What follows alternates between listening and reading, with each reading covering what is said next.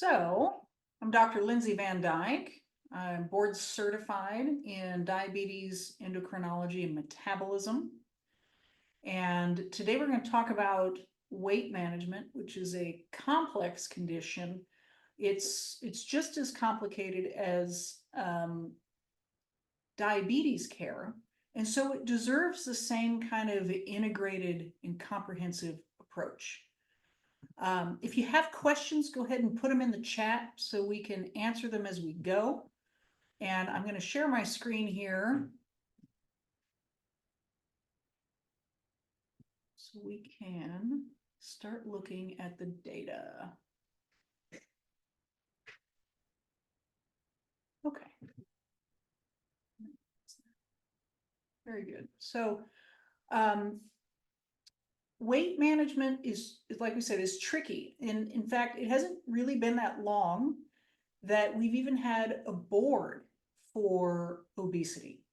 And honestly, it wasn't that long ago that the medical societies really began acknowledging obesity as a chronic condition. It's always been this thing that's been fraught with bigotry and prejudice, and that's evident in many facets of our society. So we want to try and put that kind of bias to rest and explore all of the available options for meaningful and sustainable weight loss going forward. I'm going to start with this meme because I find it hysterical. I'm amazed by people who lose weight with exercise. When I exercise, nothing happens because my DNA still thinks I'm a European peasant. So it's like, oh, are we running from the English again, lass? Dinna you worry, we'll keep you plump as a partridge to outlast the murderous bastards. And it's funny, but it is true. Our genes are just one of many components to appreciating what produces obesity and what makes weight so difficult to lose and keep off. I want to start by introducing to you where metabolism is happening in our brain. And it turns out that it's governed by the most primitive part of the brain, our hindbrain, or so-called reptilian brain. And that's really responsible for all physiologic processes, everything life-sustaining, the basics of how we live are living here. But it's integrated with the midbrain or the mammalian brain. And this area in blue, or the hypothalamus, plays a very big role in regulating energy balance. So it takes that information coming from the hindbrain and then applies new information to that, and so changes how we metabolize different nutrients, what kind of calorie load we need in order to gain or lose weight, etc. So that's the most basic understanding. Your fat cells are not inert. We thought this for a long time, but they're actually little chemistry labs. They create all these inflammatory chemicals that also in turn contribute to other chronic disease. And going back to that hindbrain, nature designed your brain to defend your weight no matter what. So it's very sensitive to that problem, but it's not very smart. It doesn't know what your weight is. And it cannot tell the difference between you starving on the high desert 100,000 years ago or you doing Weight Watchers on purpose and losing 10% of your body weight. So what's the end result of this process? Well, every year your brain gets better at being more energy efficient. And that's what people find so frustrating. That is the plateau that they experience. You are absolutely not alone. And my thing is not working here. Let's go back to...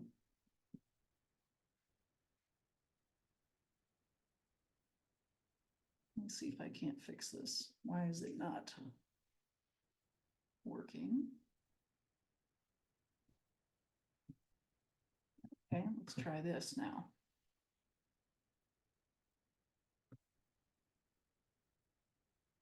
Okay, you're not alone. 74% of the population is overweight or obese, and 42% of Americans have class 1 obesity or higher, class 1 being defined as a body mass index 30 to 34.9. The first thing I want you absolutely to know is that obesity is not a failure of willpower. This is, in fact, a chronic disease, and so it deserves dedicated management, just like any of our other chronic conditions.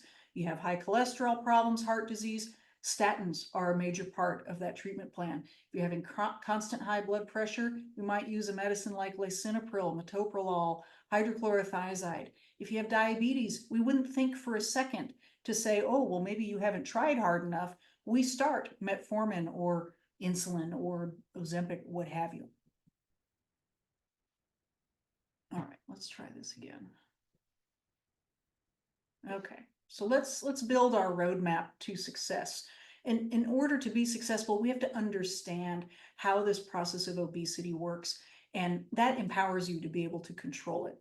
Weight management is, again, it's not willpower, it's a skill set. We're going to learn it, we're going to practice it, and we're going to adapt it because it takes time and the needs that you have evolve with time. So if you are ready, let's start this process.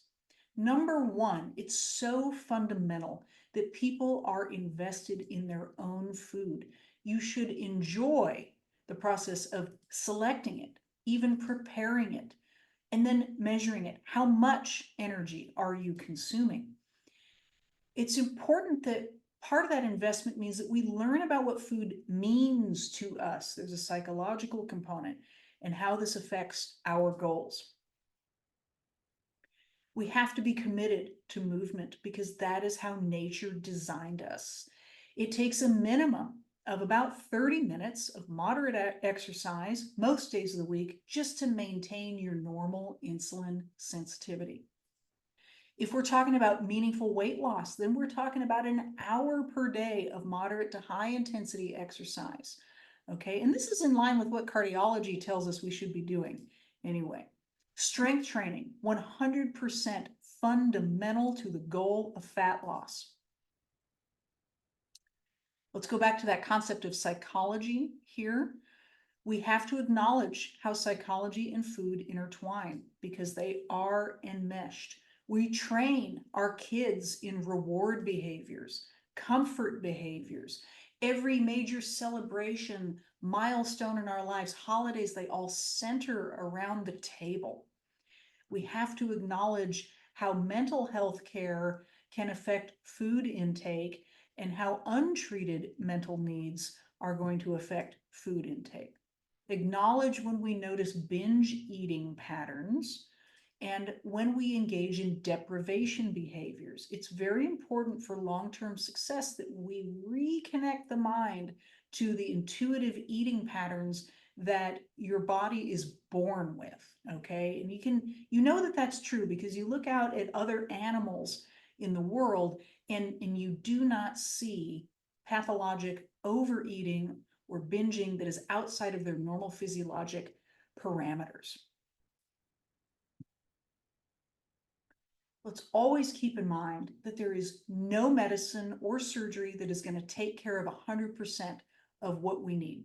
All right, these are both tools that can only be used together with lifestyle in order to get the best success. So don't listen to any of these med spas or so-called weight loss experts that are popping up on every corner trying to sell you something. Their interest is in selling you that product, not in the long-term management and outcomes. So let's set some expectations here. If we're doing lifestyle alone, in the long run, we're talking about 5% weight loss. For our medical therapies, our pills, anywhere from 4 to 12% weight loss. For the medicines like Ozempic, semaglutide, tirzepatide, Mounjaro, Zepbound, Wegovy, that's going to range somewhere between 5 and about 23% weight loss. Right now, under investigation, the next generation of therapies are talking about 25% and up. This is now in line with what a gastric sleeve could do for us. Of course, there are procedures like gastric balloons that are designed to last up to 6 months that can slow down your appetite, get you fuller faster. People can lose between 6 and 15% with that treatment, but it has to be done over and over. And then, of course, our surgical therapies by research, hands down, the most cost-effective way to have long-term, meaningful, sustainable weight loss. Your gastric sleeve is going to start typically at about 25% and go up from there. The classic Roux-en-Y bypass, we're averaging about 50% weight loss. And the big gun here, the duodenal switch, 70% or more of excess weight. But we have to think about, what are we losing here? And I'll underscore that I don't want you losing weight. I want you losing fat, okay? Because up to 35% of everything that we lose, whether it's from medical therapy or surgery, can be muscle. Muscle is expensive. And so when the body is detecting weight loss, it basically freaks out and it tries to stop additional weight loss. So it's going to burn off any expensive tissues. Keep in mind that wherever your muscle goes, your metabolism is going to follow. So if you're losing muscle mass and all of a sudden you plateau, it's because your metabolism needs now are lower. You ditched muscle and now you don't need as many calories. You need that muscle in order to stay functional, independent, and age well. We need to feed that muscle with appropriate protein, and we have to build and maintain it with dedicated strength training. So why should we do a consultation? Let's go back.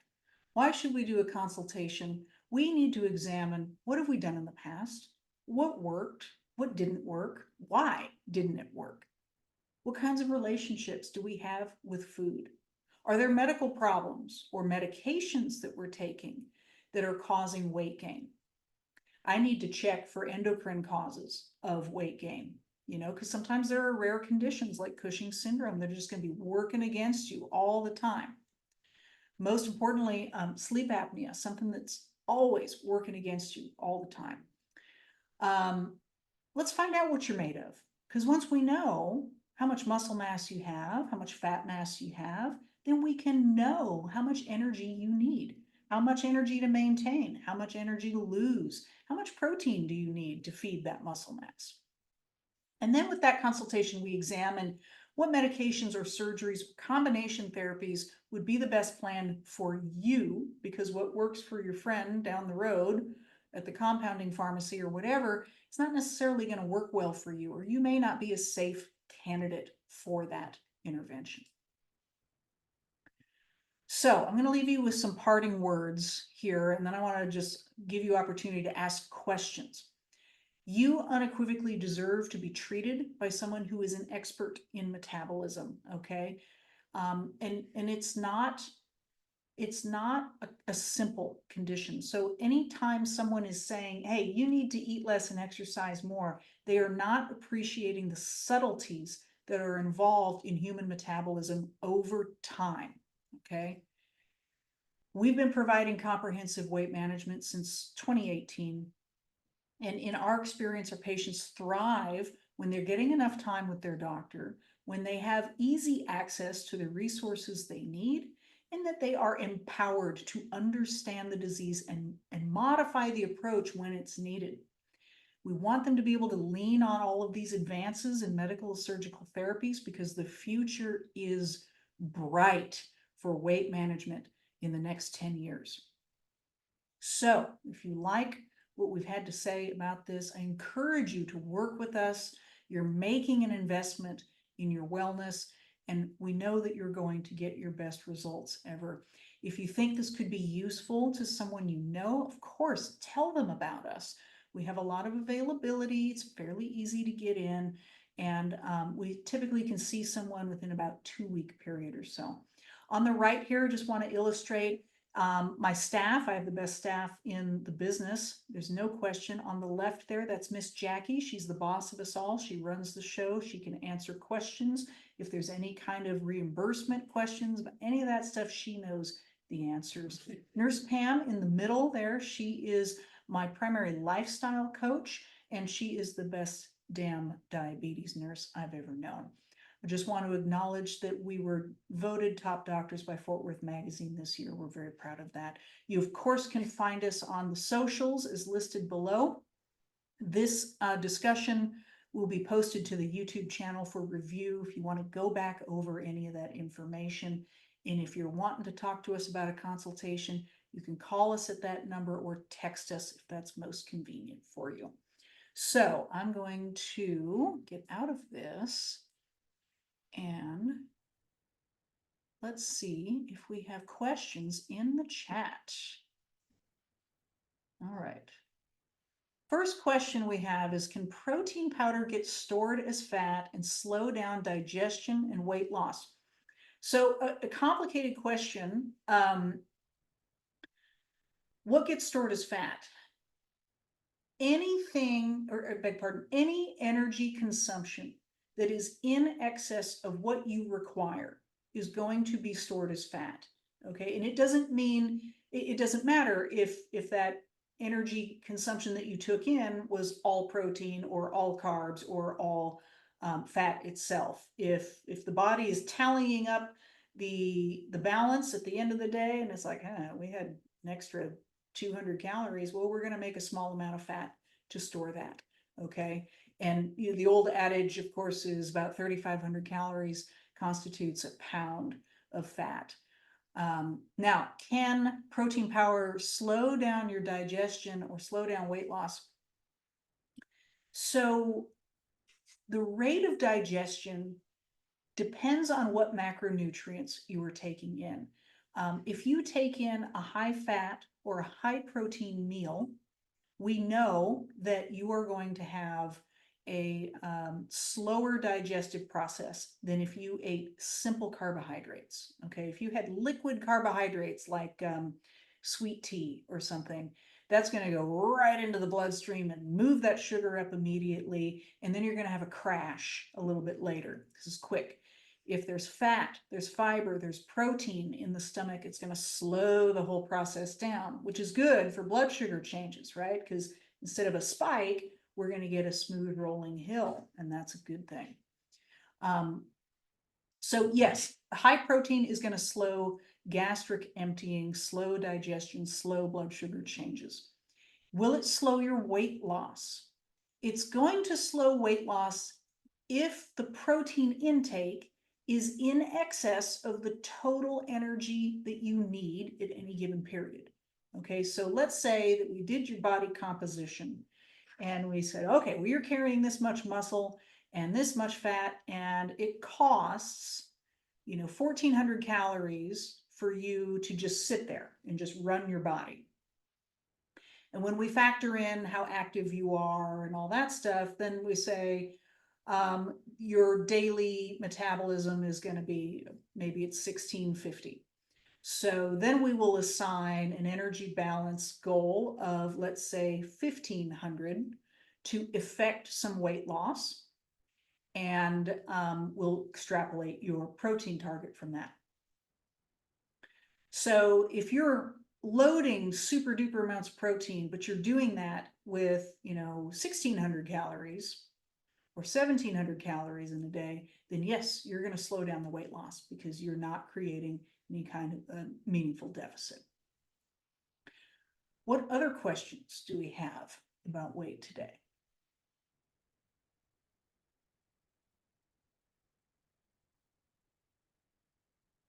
Just give a few more minutes here. While we're waiting for questions to be typed, I'm going to add that one of the common things I get asked is, what diet am I supposed to have? And the answer to that is the diet that fits into your life. Because we are not talking about going on to something to later go off of something, right? And what we're doing is shifting the approach and the relationship to your energy intake, because that is what needs to be a sustainable practice over time. The good news about diets is that when you step back and you look at the different kinds of diets, the Atkins diet or the paleo diet or low carb or low calorie, whatever it is, all these different diets, and you step back and look at the data a year, 2 years, 5 years down the road, they are all the same. They are all the same. So again, What matters is the thing that you're going to be able to functionally do day to day over time. Now, why do people who do Atkins or low carb, whatever, say, oh, I lost so much weight, it was so great? Well, up front, in that first roughly 6-month period or so, up front, there is a significant difference in weight loss when you compare a low carb type diet to a regular low calorie diet or low fat diet. But really, you have to think about it. What are they restricting? They're restricting carbohydrates. So that is a molecule that attracts water, and water binds to that molecule. Okay, wherever water goes, weight goes, right? Water's heavy. And the idea is, as you're restricting that carbohydrate, you're switching to alternative forms of metabolism, and so goes all that water that was bound to those carbohydrate molecules. So it's not really fat loss. Typically, it's water weight in those early phases, and then it all evens out about 1 year plus into the future. Okay, next question is, can too big of a calorie deficit halt your weight loss? So a couple things about this. We know that concentration camp diets work, right? Because no one's ever seen a concentration camp victim that didn't lose weight over time. The question is, how low does that have to be effective? And like we said, the brain is going to be trying to work against you every step because it does not want you to die. All right. And every time that you experience a plateau, that's that old hindbrain back there going, nailed it, we're alive, another day, never again. And so it's getting more efficient.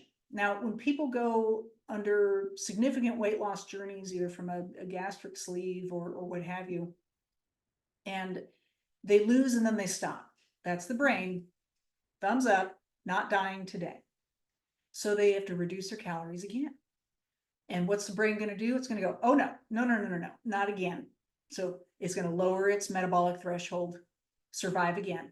And that's a problem, right? So you should not be going into concentration camp diets, under 1,000 calories. I'll even argue under 1,200 calories, because then we start talking about nutritional problems and deficits in vitamins and macronutrients, things like that.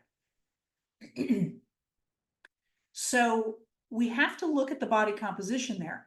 How much muscle mass has that person lost in their weight journey? And if they've lost a significant muscle mass, then we need to go back into muscle building mode, because you have to compel that metabolism to burn energy to support expensive tissue. Okay, so that's the role there. So this idea that too little food or too little energy is causing weight to stall is not true per se, because we know if we starve you, you are going to lose weight. But you will run into metabolic complications in terms of the brain working its hardest to act against you. Do we have any other questions today? I don't want to take up a ton of people's time. Just want to give an overview to everything. And just remember, the session will be posted to the YouTube channel. You can forward this to friends and family that you think may benefit from it. And I'll do more of these. I think the next one that I'm going to do is probably going to be an Ask the Endo overall. So we just get the session together and people can just start posting in the chat what their general endocrinology questions are. And we'll see what kind of conversation we can have there. So I don't see anything new coming in through the chat. Let's close it out for the day, and keep your eye out for the next link that'll be coming for our next session. And I will see you all soon.